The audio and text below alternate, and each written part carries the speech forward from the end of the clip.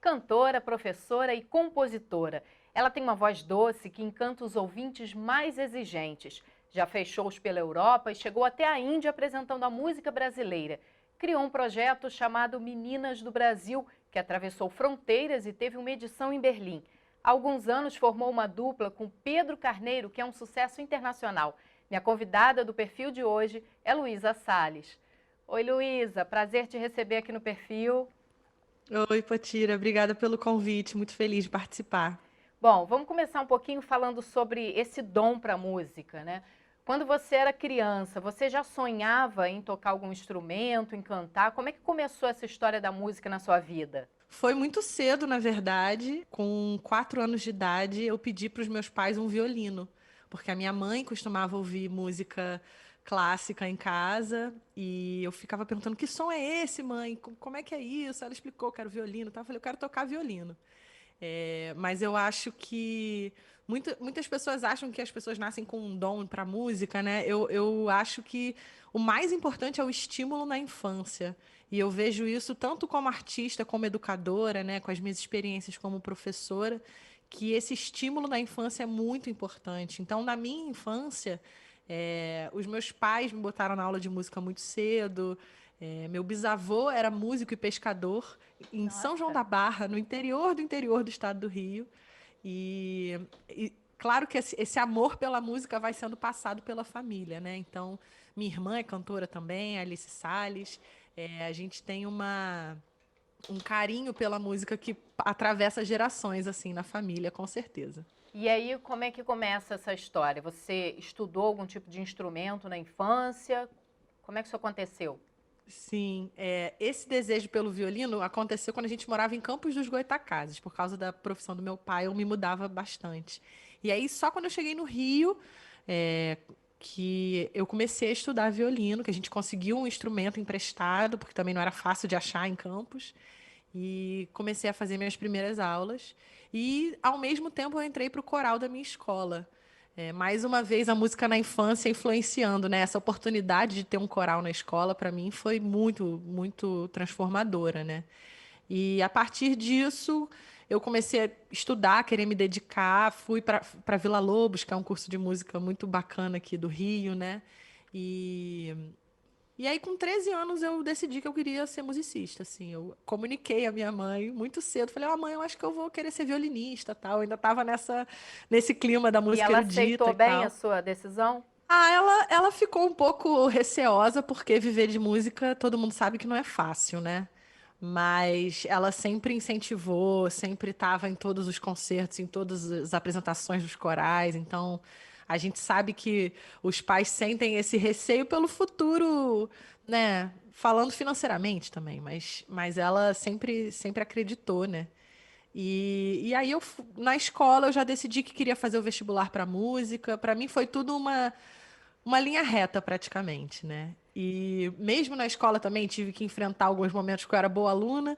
E aí o coordenador da escola: olha, eu vi que você só vai fazer vestibular para música, por que que você não faz para direito, para medicina? Você é tão inteligente, é um desperdício. Eu falei: nossa, que Como se coisa, né? música fosse uma coisa menor, né? Existe esse Exatamente. pensamento, né? E aí você E participa aí de festivais, como é que você se encontra, né, nesse público com a música? a faculdade de música para mim foi o grande momento de descobrir essa relação profissional com a música, né? Então eu comecei a cantar na faculdade, né? Me apresentar na Lapa, participar de concursos de samba, participar de festivais da canção, atuar em grupos vocais, e aí eu entro no Ordinários. Já durante a faculdade, né, que eu comecei a minha participação no Ordinários e fiquei bons anos lá aprendendo bastante com Augusto Ordini, né, aquele arranjador fantástico. E, e aí a relação profissional se deu realmente através dos contatos com os colegas de faculdade, com a formação das primeiras bandas, enfim. Acabou sendo um caminho natural também. Você falou agora do Sexteto Ordinários, que é um grupo fantástico, né? Hoje, se não me engano, são 7 pessoas cantando, né? Tem mais uma. São 6 cantores e um percussionista que entrou oficialmente, porque ele tá na formação, o Matheus Xavier, desde o início do grupo. Ele é um amigo meu que eu convidei para participar como percussionista. E ele ficou no grupo para sempre. Então ele ganhou o cargo de membro oficial. E você participou da fundação do grupo, né? Como é que surge a ideia de formar um grupo desse? Na verdade, foi uma ideia do Augusto Ordini, da Mayra Martins, do Gustavo Campos e do Luciano de Bala, que cantavam em outro grupo, e eles decidiram fazer um grupo menor. E aí eu fui uma das primeiras a entrar por teste. Eles abriram testes, então tinha uma partitura com um arranjo que eu tinha que estudar e cantar junto com eles. E eu lembro que eu fui fazer o teste super nervosa, assim. Eu sempre amei cantar em grupo, né? Em coro, em grupo vocal. E eles eram de uma geração que eu. Um pouquinho acima da minha, só um pouquinho.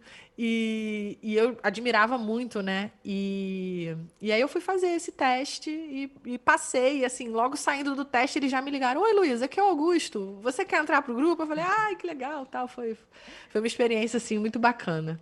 E aí, como vocês se apresentavam? Existia algum apoio financeiro? Como é que funcionava esse desenvolver do grupo?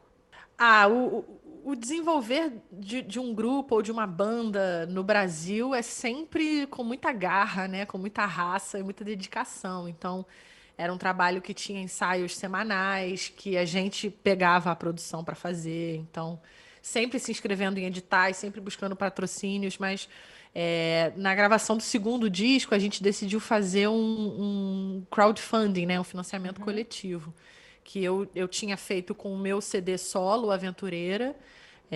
E aí levei também essa ideia para o grupo de fazer esse financiamento. E, e desde então o grupo tem trabalhado nisso. Assim, eu não estou mais com eles, mas vocês podem procurar pelo Benfeitoria do Ordinários. É um site de arrecadação onde eles estão produzindo conteúdo constantemente. E tem sido uma forma de patrocínio muito bem sucedida entre artistas independentes, né? Que é de você usar os seus fãs para contribuir com o seu trabalho. Então, tem gente que faz uma assinatura de R$ 10 por mês e ajuda aquele artista. E vocês chegaram a viajar, inclusive, para a Alemanha, né? Como é que foi essa experiência fora com o grupo? Foi minha primeira experiência no exterior, tocando e cantando. E foi muito bacana, assim. A gente fez concerto em Frankfurt e a gente também foi para outras cidades, fomos para Colônia também. E fizemos workshops com coros de música brasileira, regidos por regentes brasileiros, mas com cantores alemães. Então foi uma troca muito interessante. E no mesmo ano eu acabei indo fazer o meu mestrado na Espanha. Então, quando eu viajei com Ordinários, eu não fazia ideia de que eu ia morar na Europa. Então, foi assim, minha primeira vez na Europa, que loucura! E aí, logo depois, eu já estava estudando lá, assim. Foi uma sequência de fatos, assim, muito feliz. Essa sua ida para a Espanha mudou o que no seu modo de ver a música, né? Essa troca de experiência também com pessoas de outros países, pessoas do mundo todo vão estudar lá. É um campus na Espanha. E o que muda isso na cabeça de um músico, né? Na formação desse músico? Muda tudo, né? Porque eu vim de uma escola na Unirio, né, que valoriza muito a música brasileira no currículo, nas matérias, os professores são grandes especialistas. E indo para lá, eu me sentia assim, representando mesmo a nossa música, né? E todo mundo queria tocar comigo música brasileira, e queria aprender, e queria, né? E a experiência na Berkeley Valência, né, foi muito interessante porque realmente eram alunos de 30 nacionalidades diferentes, mais ou menos por aí. E esse intercâmbio, então, eu fiz um amigo indiano que era tablista, então ele foi o primeiro contato com esse universo da música indiana. Tinha os alunos do Oriente Médio, que eram especialistas, né? Tocavam oud, tinham toda uma música diferente também. A cultura flamenca na Espanha, que é riquíssima, né? Então tinha um percussionista flamenco lá. E foi muito enriquecedor, assim. Com certeza, vida antes e depois dessa experiência. Agora eu queria colocar um trechinho de você participando da música Arrastão com o grupo Ordinários, que é fantástico, assim, é uma voz muito doce, sua voz, né? Obrigada. E o clipe é muito bonito também, né? Então eu queria Foi colocar. Foi aonde? gravado ao vivo no Parque das Ah, Ruínas, é um aqui no lugar Rio de lindo Janeiro. também. Então eu queria colocar só um trechinho para que as pessoas pudessem conhecer um pouco do trabalho desse grupo que é fantástico, né? Vamos ouvir um pouquinho. Matar a Isso aí. saudade do Ordinários. Vem na rede, João, pra mim. Valha-me, meu nosso Senhor do bom fim. Nunca jamais se viu tanto peixe assim. Valha-me, meu nosso Senhor do bom fim. Ai, maravilhoso, Luísa. Agora, depois do grupo, você entra nesse mundo de CD solo, né? Que é uma nova expectativa, né? Nervoso de lançar um CD no Brasil. Como é que surge a possibilidade de você fazer esse trabalho independente, sozinha, e lançar esse CD que foi o Breve Leveza? Tem uma curiosidade, assim, que os 2 discos que eu gravei com Ordinários foram lançados no mesmo ano que os meus discos solo, né? Foi meio concomitante, assim. O Breve Leveza foi um disco que eu juntei meu rico dinheirinho trabalhando como professora e tive a oportunidade de conhecer um produtor maravilhoso, que é o Dan Garcia. Ele veio de Los Angeles para gravar comigo. E a gente formou uma banda incrível. E nesse primeiro álbum eu me coloco mais como intérprete, né? Ainda não tem uma composição, 2 composições minhas, e o resto são canções de colegas, justamente da Faculdade de Música da Unirio. Também faço uma regravação do Djavan e uma da Rosa Passos. Eu quis me apresentar assim. Essas são as minhas referências, essas são as pessoas que eu gosto de cantar, né? E foi muito interessante fazer isso muito jovem e um pouco destemida, assim, então eu fui fazendo, né? E qual a influência desses Mas, dois na sua carreira, do Djavan e da Rosa Passos? nossa, toda, assim, o Djavan é o artista que eu acho que eu conheço mais profundamente a discografia, de todos os grandes medalhões, assim, da música brasileira. Eu considero que o Djavan não acho que ele é o melhor de todos, longe de mim dizer isso, porque é uma briga difícil, mas é a obra que eu estudei mais, assim. Então, volta e meia sai um pouco da música dele nas minhas composições e o jeito dele de criar harmonias, de criar melodias e fraseados, e é impressionante. E, inclusive, eu já fiz um show em homenagem a ele ano passado. Foi um show bem bacana. E a Rosa Passos, como mulher e compositora, né? Que ela começa a acender em mim essa fagulha de olhar para as mulheres compositoras, né? Que quando eu descobri a Rosa Passos, eu descobri ouvindo a frase, porque ela é o João Gilberto de saias. Porque sempre tem que comparar com o homem, Com o né? Nunca homem, pode sim. ser. Ela é a Rosa Passos, ponto. Sim. E ela foi muito generosa, assim, quando eu gravei o disco, eu mandei para ela ouvir, enfim. E ela é uma artista brilhante, respeitadíssima no exterior. E no E o próprio Brasil, fato. inclusive, ela é pouco conhecida, né? Ela tem uma voz Exatamente. maravilhosa, as músicas dela são maravilhosas. E os brasileiros pouco conhecem essa riqueza. E ela foi minha maior inspiração para pegar o violão e começar a me acompanhar e compor no violão. Foi ela, com certeza. E como é que surge o segundo CD na sua carreira? O segundo CD ele vem depois do mestrado, né? Então eu fui viajar e aí 1000 coisas, né? Essa coisa de representar a música brasileira e de estar interagindo com músicos de outros países. E aí o Aventureira surge, as composições surgem nesse ano que eu tô lá fazendo esse mestrado. Eu me sinto mais capaz, assim, de compor e mais incentivada mesmo. E aí já é um disco que eu me coloco como compositora. E é produzido pelo Vinícius Castro, que é um parceiro meu de longa data.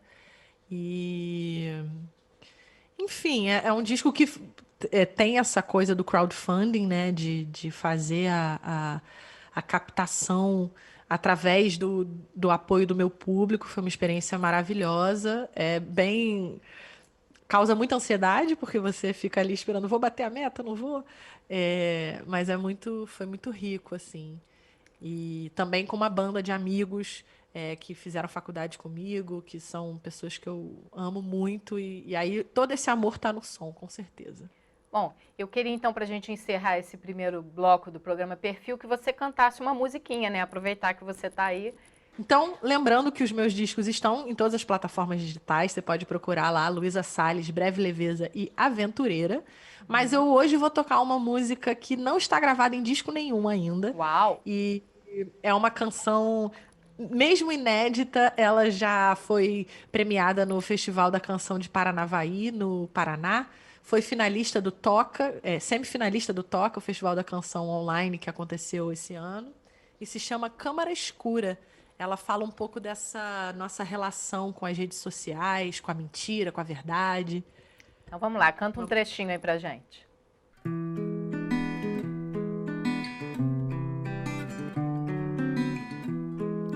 A melhor versão dos fatos não passa na televisão. A vida além do retrato não cabe na revelação. A câmara escura do mundo inverte tudo que se vê. O enquadramento oportuno recorta o melhor de você. A verdade não vai se vestir com a roupa que você lhe der. A verdade inconteste é aquela que se despe aos olhos de quem não quer. A verdade não vai se vestir com a roupa que você lhe der.